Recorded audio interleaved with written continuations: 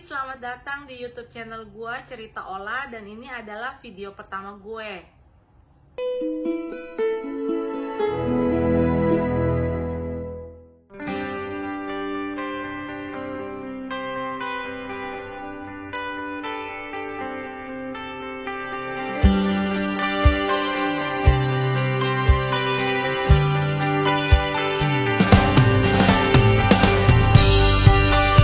Sebelumnya gue akan memperkenalkan diri, nama gue Ola. Sebenarnya Ola ini bukan nama asli gue. Jadi sekitar 17 tahun yang lalu, gue membiasakan kalau memperkenalkan diri ke orang lain, gue membiasakan memperkenalkan diri sebagai Ola. Sebenarnya Ola itu gue ambil dari mana nggak tahu lah, asal sebut aja waktu itu. Jadi udah terbiasa. Ini terkait dengan trauma gue di masa lalu. Saat itu gue sudah mulai merasakan kalau misalnya ada orang yang memanggil nama asli gue ngerasa badan gue nggak nyaman, dan gue ngerasa kayaknya jijik gitu ngedenger nama asli gue dipanggil. Jadi gue membiasakan memperkenalkan diri dengan nama Ola sampai sekarang. Tapi sekarang gue udah mulai menerima nama asli gue karena gue sudah mulai berdamai juga dengan masa lalu gue. Jadi gue kayaknya sudah mulai memberanikan diri untuk orang memanggil nama asli gue. Nah, gue juga menamakan YouTube channel gue ini Cerita Olah karena gue itu seneng banget bercerita. Dan gue biasanya cerita di Facebook. Gue sering sharing pengalaman gue di Facebook, pengalaman gue di masa lalu. Masa lalu gue sih nggak bagus, tapi karena itu udah lewat dan gue udah berdamai dengan itu, maka gue kadang-kadang bisa menceritakan dengan sedikit sentuhan humor di dalamnya. Jadi orang yang membaca cerita gue kadang ketawa, padahal saat gue mengalami sih enak banget. Nah, di YouTube channel gue ini gue akan bercerita tentang beberapa hal. Yang pertama itu adalah tentang masalah kesehatan jiwa. Tapi gue di sini berbicara bukan sebagai ahli karena gue bukan seorang yang ahli dalam masalah kesehatan jiwa. Gue akan berbicara berdasarkan pengalaman gue aja, dan juga berbagai informasi yang gue dapat dari psikiater gue, dari psikolog gue, maupun teman-teman gue di komunitas peduli skizofrenia Indonesia. Jadi banyak juga teman-teman gue yang menderita masalah kegangguan jiwa, dan mereka sekarang juga aktif dalam mengkampanyekan tentang pentingnya isu kesehatan jiwa. Gue akan berbicara berdasarkan pengalaman gue sebagai penderita gangguan depresi dan anxiety disorder atau gangguan cemas yang telah didiagnosa oleh psikiater gue sejak tahun 2009. Tujuan gue di sini adalah untuk mengajak teman-teman supaya lebih mengerti tentang pentingnya masalah kesehatan jiwa, dan juga mengenali gejalanya maupun mengurangi stigma buruk terhadap gangguan jiwa. Karena masih banyak sekali masyarakat yang menganggap bahwa gangguan jiwa itu adalah hal yang memalukan dan aib. Jadi banyak keluarga ataupun penderita yang malu atau enggan untuk berobat ke psikiater ataupun menemui psikolog untuk melakukan konseling. Pergi ke psikiater untuk berobat ataupun menemui psikolog untuk konseling bukanlah hal yang memalukan, karena gangguan jiwa itu ya sama seperti penyakit fisik lainnya, tapi gangguan jiwa itu lebih mempengaruhi ke perilaku seseorang maupun mood seseorang, dan juga bisa disebabkan karena faktor genetik, lingkungan, maupun ketidakseimbangan zat-zat di dalam otak yang membutuhkan bantuan obat-obatan psikiatri untuk memulihkan itu. Jadi gangguan jiwa itu bukan aib, ya karena memang ada penyebabnya mungkin awalnya. Selain masalah kesehatan jiwa juga, gue akan berbagi tentang tentang cerita kehidupan gue sehari-hari. Ya mungkin kurang menarik juga ya, karena gue bukan siapa-siapa. Nah itu lu tahu, lu bukan siapa-siapa. Nah, gue juga akan berbicara tentang kehidupan gue bersama anjing-anjing gue. Jadi gue punya 4 anjing, semuanya anjing gue ini di endorse dari shelter. Jadi gue bukan di endorse makanan, baju, kosmetik, tapi gue di endorse oleh anjing. Gue jadi adopsi anjing gue dari pejaten shelter, dua ekor dari pejaten shelter, satunya gue rescue di jalan, dan satunya lagi gue adopsi dari teman gue. Nah, ada satu hal yang menarik dari anjing gua. Jadi salah satu anjing gua yang pertama itu si Joy. Jadi dia juga membantu gua. Mungkin nanti gua akan ceritakan di video-video gua berikutnya. Kalau ada kesempatan, gua mungkin akan ceritakan di video berikutnya tentang anjing gua si Joy ini. Anjing gua ini membantu proses pemulihan depresi, pemulihan episode depresi terparah gue di tahun 2015. Jadi gue akan berbagi cerita juga tentang cinta yang tidak bersyarat dari seekor anjing.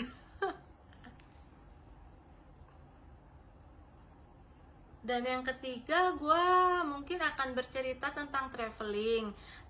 Jadi sebelum pandemi ini, gue dapat kesempatan untuk beberapa kali traveling ke beberapa negara, tapi sebenarnya nggak terlalu banyak juga negara yang gue kunjungi, dan itu pun masih negara yang deket-deket aja sama Indonesia. Ya, tapi gue bakalan bercerita aja supaya siapa tahu kan kalian setelah pandemi ini berakhir udah siap-siap mau ke negara yang pernah gue kunjungi. Jadi gue akan bercerita sedikit tentang pengalaman gue saat traveling ke luar negeri. Siapa tahu ada informasi yang berguna untuk kalian, meskipun ya banyak juga udah yang bahas pastikan, tapi ya gue cerita aja deh karena gue emang demen cerita. Makanya ya YouTube channel gue ini gue namain Cerita Ola. Narsis ngana. Nah, kalau kalian berasa tertarik sama konten yang akan gue buat, tolong di subscribe juga ya, dan di like, di komen. Jadi apapun kritik dan komen pasti sangat membangun sekali. Makasih. Nah, di video pertama ini gue akan bercerita tentang pengalaman gue pertama kali gue didiagnosa dengan gangguan depresi dan juga anxiety disorder oleh psikiater gue di tahun 2009. Di akhir tahun 2009 itu, jadi gue ngalamin gejala panic attack, tapi saat itu gue nggak tahu kalau itu namanya panic attack. Jadi gue ngalami gejala seperti jantung berdebar, terus keringat dingin, kaki tangan keringat dingin, terus berasa mau pingsan, berasa mau kena serangan jantung, seperti rasanya bakalan kehilangan kontrol terhadap diri sendiri, terus juga seperti gue bakalan terlepas dari dunia nyata. Saat itu gue nggak tahu gue kenapa. Jadi gue karena gejala-gejala itu menyebabkan gue jadi takut gejala tersebut bakalan mengancam nyawa gue. Jadi gue selalu bolak-balik ke UGD. Jadi waktu itu kalau nggak salah gue ngalami itu hampir sebulan, tapi gue 2 minggu berturut-turut gue ke UGD. Dan di minggu terakhir itu sebelum gue tahu kalau gue menderita panic attack, gue itu sampai 3 kali ke UGD. Jadi saat itu gue sampai 3 kali ke UGD. Minggu terakhir itu gue sampai 3 kali ke UGD berturut-turut. Dan gue karena gue ngerasa gue bakalan kenapa kalau gue nggak langsung ke UGD untuk mencari pertolongan. Nah, waktu itu pas di UGD tapi anehnya setiap gue sampai UGD gue selalu merasa baikan. Jadi kayak berasa gue udah normal. Tapi kalau gue pernah coba gue balik nggak tanpa diperiksa, akhirnya itu kambuh lagi di jalan. Gue bahkan sampai sekarang pun gue kadang. Nah, sampai terakhir itu gue sempet bilang sama susternya, ditanyakan sama suster gue sakit apa, ada keluhan apa, tapi gue bilang, sus tunggu dulu deh, saya mau lihat dulu, kalau misalnya saya masih sakit saya baru berobat, karena kan ke UGD juga butuh duit kan, dan gak di cover sama asuransi. Nah, saat itu kebetulan gue setiap ke UGD di jam yang sama, karena kebetulan temen gue yang nganter itu dia kan kerja, jadi dia baru pulang sekitar jam 5 jam 6 gitu. Dan gue juga biasanya kena serangan itu di setiap jam 6 atau jam 7 malam. Dan ini bukan masalah gaib ya, karena sekarang juga gue baru tahu kenapa gue bisa kenanya sekitar jam 6 jam 7. Kemungkinan sih karena gue pernah mengalami trauma atau pengalaman yang kurang nyaman di jam-jam segitu.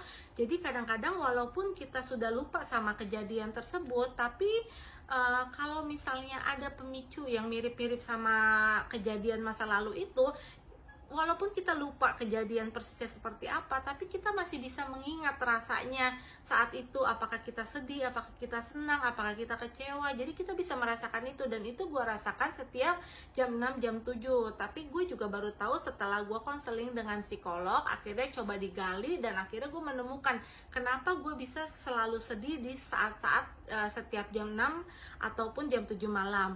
Dan mungkin juga dari pengaruh gue udah capek kan karena pulang kerja, jadi ya itu juga bisa juga jadi pemicu panic attack itu. Saat gue ke UGD, kebetulan gue karena di jam-jam segitu kan, jadi satu minggu itu gue 3 kali ke UGD, dan kebetulan gue selalu ketemu dengan dokter yang sama. Waktu itu gue ketemu dengan dokter Herman di UGD Rumah Sakit Pantai Indah Kapuk. Nah terus gue diperiksa, jadi gue setiap datang gue cek darah ini, cek darah itu, karena gue udah ada buku rekam mediknya di situ. Jadi setiap gue datang gue dicek darah dengan cek darah yang berbeda pastinya kan, karena sehari-hari sebelumnya gue udah cek darah yang lain-lain, terus ditambah lagi cek darah ini, cek darah itu, tapi ternyata semuanya normal-normal aja. Bahkan gue melakukan di tes EKG dan segala macem, tapi nggak ada masalah apa-apa sama jantung gue.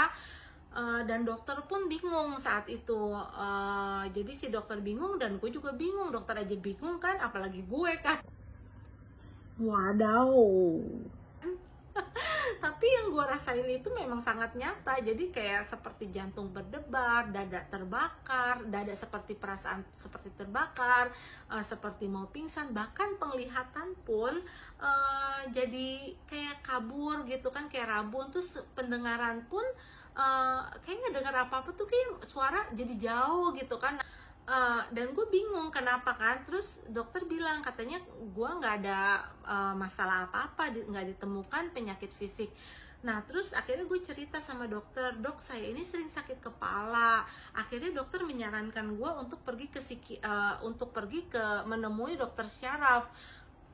Tapi saat itu gue nggak langsung menemui dokter syaraf, gue pulang dulu. Nah setelah beberapa hari kemudian, karena gue selalu kambuh, bahkan itu sampai parah banget, sampai gue tuh selain menderita gejala-gejala yang gue sebutkan tadi, gue pun jadi sangat sensitif banget. Jadi lampu pun gue nggak terlalu bisa dengan terlalu terang, ngelihat yang terlalu terang, mata gue pun jadi sensitif sama yang terang gitu.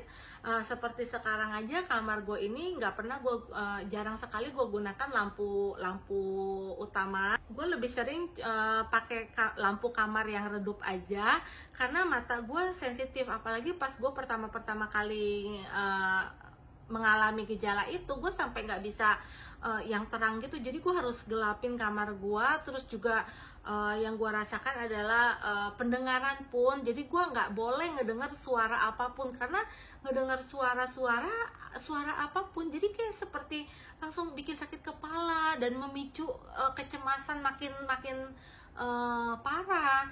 Nah terus dengan indera penciuman juga sama. Jadi gue tuh nggak boleh nyium bau apa, jadi sangat sensitif sekali. Jadi semua indera kayaknya berasanya sensitif banget, sampai ke kulit pun disentuh seperti kayak kita lagi demam atau apa gitu, disentuh jadi kayak agak gimana gitu.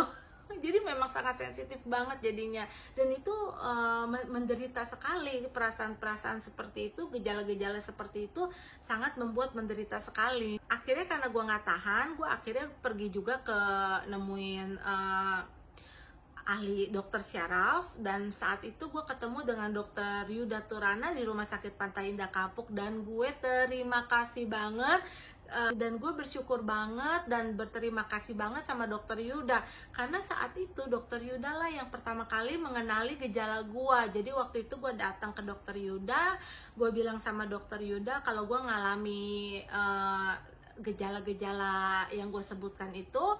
Nah terus dokter Yuda melakukan pemeriksaan, tapi dokter Yuda tidak curiga, dia tidak menemukan adanya gangguan syaraf di tidak menemukan gangguan di tubuh gua maupun di kepala gua. Jadi dan dokter Yuda bilang kalau dari gejala-gejala yang gue sebutkan sepertinya gue menderita panic attack atau serangan panik. Waktu itu gue nggak ngerti serangan panik itu apa, panic attack itu apa, dan dokter Yuda bilang katanya kalau panic attack itu termasuk masalah kesehatan jiwa. Gue sebenarnya nggak kaget dengan masalah kesehatan jiwa, dengan gangguan jiwa itu sendiri, karena gue sendiri waktu dari sejak masih SMA gue percaya dengan ilmu psikiatri. Gue cuma bingung, gue bilang sama dokter Yuda, dok ini bukan masalah kejiwaan. Dulu gue mikirnya masalah kejiwaan ini seputar pola pikir aja kan, pola pikir. Jadi gue pikir kok ini, tapi ini sakitnya beneran gue rasain di badan gue sampai meyakinkan dokter, dok ini saya sakitnya nyata, saya ini pasti kenapa. Tapi dokter Yuda dengan sabar dan baik dia menjelaskan kalau misalnya memang gejala gangguan panik itu seperti itu. Dan dokter Yuda juga menyarankan gue untuk nonton di YouTube tentang mencari informasi tentang gangguan panic attack di YouTube maupun di Google. Dan beliau juga menyarankan gue untuk pergi ke psikiater untuk mendapatkan pengobatan yang lebih tepat. Jadi saat itu ya gue pulang, dan dokter Yuda juga meresepkan gua obat untuk jangka pendek selama sebelum gua siap untuk menemui psikiater. Beberapa hari setelah gua ketemu dokter Yuda, akhirnya gua memutuskan untuk ketemu psikiater. Saat itu psikiater yang pertama kali gua temui adalah dokter Jimmy SPKJ di Rumah Sakit Pantai Indah Kapuk juga. Gue sebelum ketemu beliau gue sempet bingung, aduh gue mesti ngomong apa sih. Kayaknya memang banyak yang masih bertanya-tanya kalau ke psikiater, ke psikolog ngomong apa sih. Sebenarnya datang aja, memang itu udah profesi mereka dan mereka terlatih dalam hal itu, ya pasti mereka tahu cara berbicara sama kalian. Jadi kalian nggak usah mikir, aduh kalau ke psikolog gue mesti ngomong apa, kalau ke psikiater gue mesti ngomong apa. Karena gue juga dulu seperti itu, gue nanti ke psikiater ngomong apa ya, gue bingung deh gitu. Kayak gue juga dulu begitu. Akhirnya gue pas ketemu psikiater, ketemu dokter Jimmy, terus dokter Jimmy nanya kenapa gue bisa menemui dokter Jimmy saat itu. Nah terus gue bilang kalau gue disuruh sama dokter Yuda untuk menemui dokter Jimmy, sebenarnya untuk menemui psikiater siapa aja, tapi kebetulan karena gue lebih sering ke rumah sakit PIK, jadi gue cari psikiater di Rumah Sakit Pantai Indah Kapuk. Nah terus akhirnya gue cerita kalau gue itu ngalami panic attack seperti yang dokter Yuda bilang. Dan dokter Jimmy pun menginterview gue, nanya-nanya tentang masa lalu gue, tentang apa yang gue rasakan saat itu, dan juga apa yang gue pikirkan tentang ke depan. Jadi dokter Jimmy teliti banget. Dokter Jimmy itu catat semua apa yang gue omong, dan beberapa poin-poin penting ya mungkin ya, kayaknya sih. Soalnya setelah gue sempat ke dokter Jimmy lagi berapa tahun yang lalu, dan dokter Jimmy itu masih ada catatan-catatannya. Dia bilang, oh dulu kamu begini-begini. Jadi sama dokter Jimmy itu dicatat beberapa poin-poin penting mungkin yang terkait sama masalah kesehatan jiwa. Terus setelah gue berbicara dengan dokter Jimmy, gue sempet nangis di dokter Jimmy karena dokter Jimmy itu lembut banget, orangnya baik banget. Terus kayak gue tuh ngerasa gue ketemu orang yang mengerti gue, akhirnya ada yang mengerti tentang penderitaan gue, tentang apa yang gue rasakan.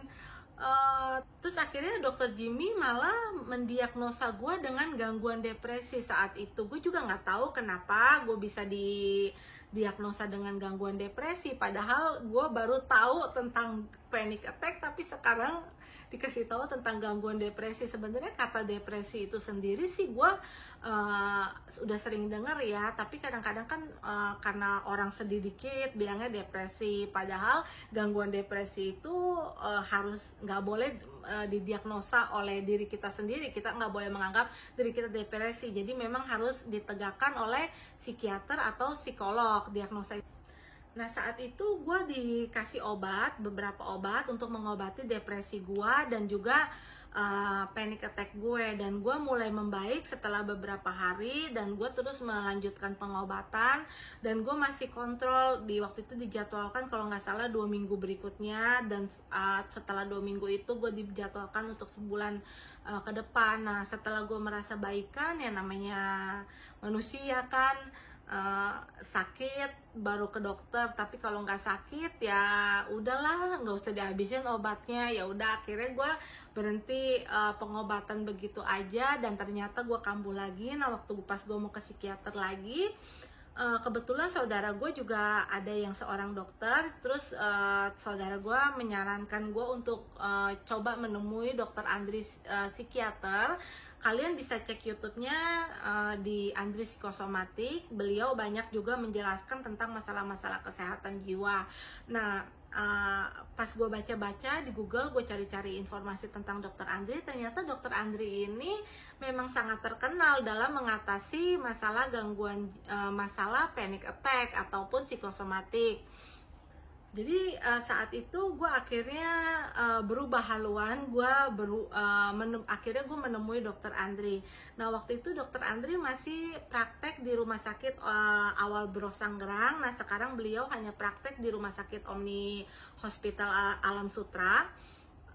Saat itu pas gue datang ke beliau, ya gue udah nggak mikir lagi, gue udah nggak punya pikiran gue nanti bakalan ngomong apa ya ke psikiater, karena gue udah beberapa kali ke dokter Jimmy. Jadi akhirnya ya gue datang aja ke dokter Andri, gue ceritain kalau gue ngalamin gangguan panik, terus gue didiagnosa dengan gangguan depresi dan segala macem gue ceritakan. Akhirnya saat itu dokter Andri juga mendiagnosa gue dengan gangguan depresi. Gue juga bingung apa yang gue kenapa.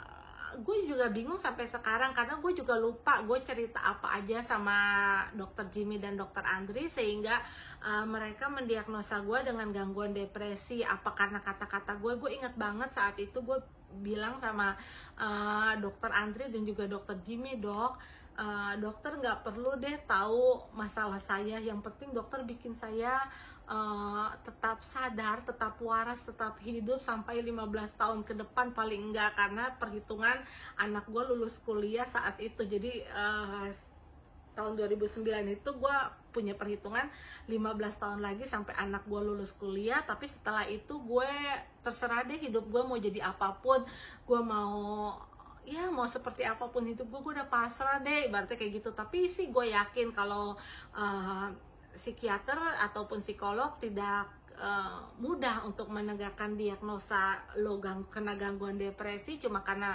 ngomong gitu. Pasti mungkin ada gejala-gejala lain yang sampai sekarang gue juga nggak tahu kenapa mereka mendiagnosa gue dengan gangguan depresi. Dan akhirnya gue melanjutkan pengobatan medis dengan dokter Andri, dan akhirnya gue jauh lebih baik setelah pengobatan itu. Nah waktu gue pertama kali ke psikiater, banyak juga teman-teman gue yang menentang gue untuk pergi ke psikiater. Padahal tuh gue ke psikiater juga pakai duit gue sendiri kan. Sebenarnya sih maksud mereka juga baik, karena mereka nggak tahu aja, karena mereka tidak mengerti tentang masalah kesehatan jiwa, dan mereka tidak mengerti ternyata pengobatan medis itu memang dibutuhkan untuk pasien dengan gejala seperti gue alami. Mereka menganggap bahwa ke psikiater itu adalah satu hal yang sia-sia. Mereka menganggap gangguan jiwa itu tidak nyata, dan apa yang gue rasakan itu hanya karena pikiran negatif gue aja. Padahal gejala itu dan sakit itu sangat nyata di gue, dan itu sangat mengganggu aktivitas gue sampai gue nggak bisa kerja. Padahal mereka nggak tahu kalau dengan bantuan medis gue sangat terbantu sekali saat itu, sehingga gue bisa beraktivitas kembali, gue bisa bersosial kembali. Gue sampai sekarang pun masih menemui Dokter Andri. Banyak juga yang menganggap bahwa obat-obatan psikiatri itu akan membuat ketergantungan, padahal enggak. Ya sama aja seperti saat ini nih, gue pakai lipstick karena kemarin gue coba rekam video untuk YouTube, gue nggak pakai lipstick dan ternyata pucat banget. Dan hari ini gue cuma pakai lipstick aja karena gue butuh, gue pikir kan supaya kelihatan lebih cerah aja di video ini kan. Tapi kan bukan berarti gue kecanduan sama lipstick, kagak, karena gue pakai karena gue butuh supaya kelihatan lebih cerah. Nah sama seperti obat-obatan psikiatri pun kita minum bukan karena kita kecanduan, tapi karena kita butuh. Gue dulu sampai sebel banget gitu saat teman-teman gue atau keluarga gue malah menentang gue untuk pergi ke psikiater, karena mereka itu nggak tahu apa yang gue rasain. Karena panic attack itu rasanya sama seperti di neraka mungkin ya, nggak enak banget dan sangat nggak nyaman, dan bikin gue itu nggak bisa kerja, bikin gue nggak bisa beraktivitas, sampai gue tuh kena juga agorafobia. Jadi gue tuh nggak berani keluar sendirian, karena kayaknya setiap gue bakalan keluar sendirian, gue bakalan terjadi hal-hal yang mengerikan, yang bakalan membahayakan nyawa gue, mengancam nyawa gue, dan gue tuh nggak tertolong gitu. Jadi mereka nggak tahu seberapa menderitanya gue sebelum gue pergi ke psikiater, dan mereka juga nggak tahu seberapa besar manfaatnya saat pengobatan medis dengan obat-obatan psikiatri yang diresepkan oleh psikiater.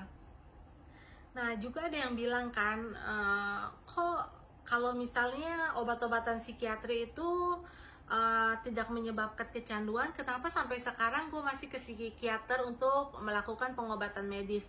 Sebenarnya gue masih tetap ke psikiater hanya untuk maintenance supaya tidak terjadi kekambuhan lagi. Jadi gangguan jiwa pun sama seperti beberapa penyakit yang mungkin menetap selamanya di hidup kita gitu. Seperti orang yang menderita hipertensi atau tekanan darah tinggi, mereka harus minum obat seumur hidup supaya tekanan darah mereka tidak naik, supaya tekanan darah mereka tetap stabil. Jadi gue tetap maintenance karena gangguan depresi itu juga kambuhan. Gue kadang dalam setahun itu bisa 2 kali ngalamin episode depresi, mungkin karena gue masih belum bisa berdamai dengan masa lalu, dan itulah pentingnya juga konseling dengan psikolog. Jadi supaya kita bisa berdamai dengan masa lalu, dan sebagai proses sebagai pendamping pemulihan. Sebenarnya makin cepat penanganan, kemungkinan pulih pun, kemungkinan sembuh itu juga besar. Tapi bukan berarti gangguan jiwa itu hilang selamanya, masih bisa kambuh juga. Jadi ya gue tetap maintenance aja supaya gejala-gejalanya itu berkurang, dan jika memang misalnya gue kambuh pun pemulihannya akan lebih cepat. Jujur aja ini video pertama gue, jadi gue masih agak gugup dan gak terlalu bisa ngomong. Tapi gue berharap semoga video gue ini bisa bermanfaat. Jika kalian ada pertanyaan ataupun mau sharing tentang masalah kesehatan jiwa terkait dengan video ini, silahkan komen di bawah. Dan di video ini gue hanya mengingatkan kalau kalian gak usah malu untuk pergi menemui psikolog ataupun ke psikiater. Oke, cukup sampai di sini aja. Jika kalian ada pertanyaan atau mau sharing ataupun mau kritik, silakan komen di bawah dan jangan lupa subscribe untuk video-video berikutnya. Makasih ya. Dadah.